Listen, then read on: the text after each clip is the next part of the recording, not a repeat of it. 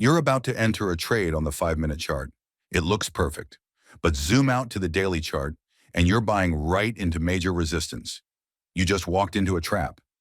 This is why professional traders use multiple time frame analysis, seeing the complete picture from bird's eye view down to microscopic detail. Think of it like flying a plane. The pilot needs the satellite view to see the destination, the mid-range radar to spot storms ahead, and the close-up instruments for precise landing. Trading is identical. The higher time frame shows trend direction, the middle frame identifies key levels, the lower frame gives you exact entry timing. Ignore any layer and you're flying blind. Here's the method. Start with the higher time frame, daily or weekly. Identify the trend. Is it up, down, or sideways? Then drop to your middle frame.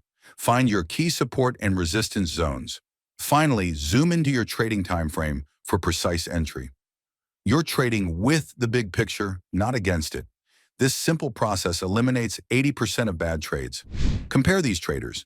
Trader 1 only looks at the 15-minute chart, sees a bullish pattern and buys, but price immediately reverses because the daily trend is bearish.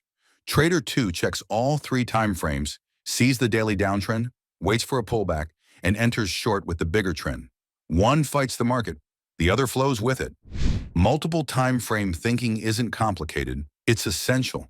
It's how you see what the amateurs miss. Higher time frames give you direction, lower time frames give you precision. Together they give you edge. Stop trading in tunnel vision. Zoom out, then zoom in, then execute with confidence.